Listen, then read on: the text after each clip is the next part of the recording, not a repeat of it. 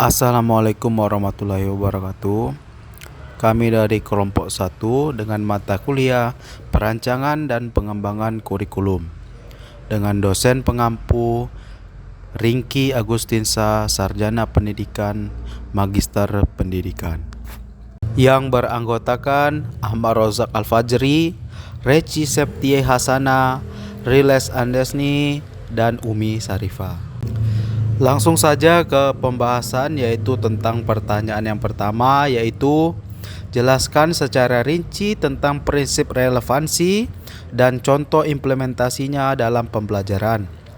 Rumuskanlah prinsip relevansi kurikulum di salah satu sekolah. Langsung saja permasalahan pertama ini akan disampaikan oleh Reci. Kepada Reci, kami persilakan. Baiklah, saya akan menjelaskan tentang definisi prinsip relevansi.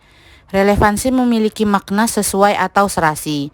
Suatu kurikulum dapat dikatakan relevan jika berguna atau berfungsi bagi kehidupan, lingkungan peserta didik, perkembangan kehidupan yang sekarang ataupun perkembangan kehidupan yang akan datang, maupun relevansinya dengan tuntutan dalam dunia pekerjaan.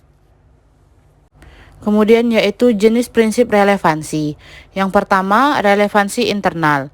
Relevansi internal memiliki relevansi antara komponen kurikulum, yaitu tujuan, isi, strategi, dan evaluasi.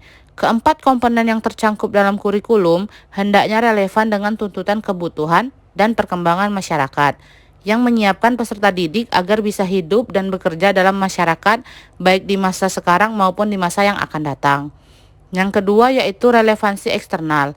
Relevansi eksternal yaitu relevansi sosiologis yang berkaitan dengan lingkungan hidup peserta didik dan kebutuhan pengembangan masyarakat.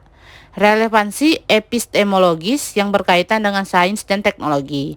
Relevansi psikologis yang berkaitan dengan potensi peserta didik dan relevan dengan tuntutan dunia kerja.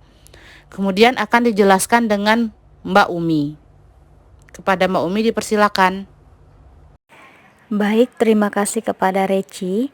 Berikutnya saya akan menjelaskan mengenai contoh implementasi prinsip relevansi dalam pembelajaran. Nah, seperti yang diketahui sebelumnya, prinsip relevansi ini terbagi menjadi dua jenis. Yang pertama yaitu relevansi internal. Nah, adapun contoh implementasi dari relevansi internal ini yaitu perubahan kurikulum seperti kurikulum 2013 yang mengalami perubahan menjadi kurikulum merdeka. Hal ini dikarenakan sesuai dengan kebutuhan relevan dengan perkembangan zaman dahulu dengan zaman sekarang. Nah, yang kedua yaitu relevansi eksternal. Nah, relevansi eksternal ini terbagi menjadi tiga jenis. Yang pertama yaitu relevansi sosiologis. Adapun contoh dari implementasi relevansi sosiologis yaitu sebuah sekolah yang terletak di pesisir pantai dalam pembelajaran perlu diperkenalkan hal yang berkaitan dengan lingkungan hidup peserta didik yang berkaitan dengan kehidupan di pantai seperti tambak, kehidupan nelayan, hasil laut, dan lainnya. Nah, yang kedua yaitu relevansi epistemologis. Implementasi dari relevansi epistemologis dalam pembelajaran yaitu dengan adanya pemanfaatan teknologi dalam pembelajaran seperti penggunaan komputer, proyektor, dan Microsoft Office seperti Microsoft Word untuk membuat surat atau perangkat pembelajaran, Microsoft Excel untuk mengolah data nilai peserta didik, dan Microsoft PowerPoint untuk membuat slide PowerPoint yang memuat materi pembelajaran yang kemudian ditampilkan dengan menggunakan proyektor.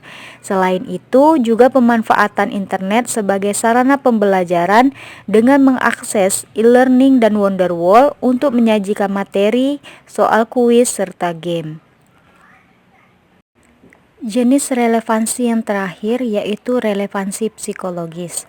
Contoh dari implementasi relevansi ini yaitu penggunaan teknologi digital seperti laptop dan jaringan internet dalam pembelajaran untuk mengembangkan potensi lain dalam diri peserta didik yang dapat dimanfaatkan ketika peserta didik memasuki dunia pekerjaan yang tidak lepas dari adanya teknologi di masa yang akan datang. Demikianlah penjelasan dari saya. Materi berikutnya akan dijelaskan oleh rekan saya yaitu Riles. Kepada Riles dipersilahkan. Baik, terima kasih.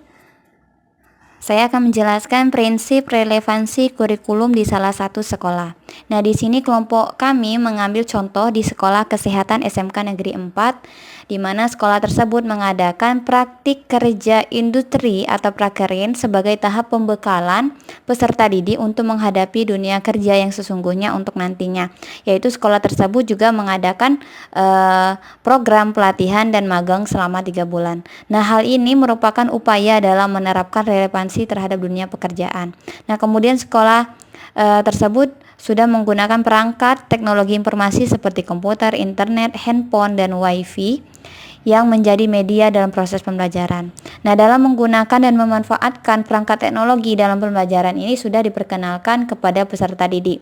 Nah, agar peserta didik dapat lebih mudah mempelajari ataupun mencari informasi mengenai pembelajaran yang disampaikan menggunakan teknologi sesuai dengan perkembangan yang saat ini lebih menekankan pada penggunaan iptek di dunia pendidikan.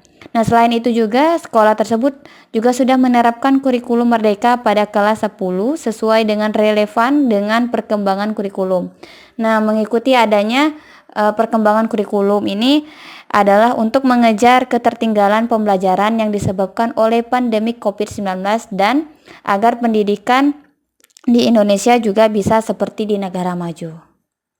Mungkin itu saja penjelasan dari saya. Saya kembalikan kepada moderator.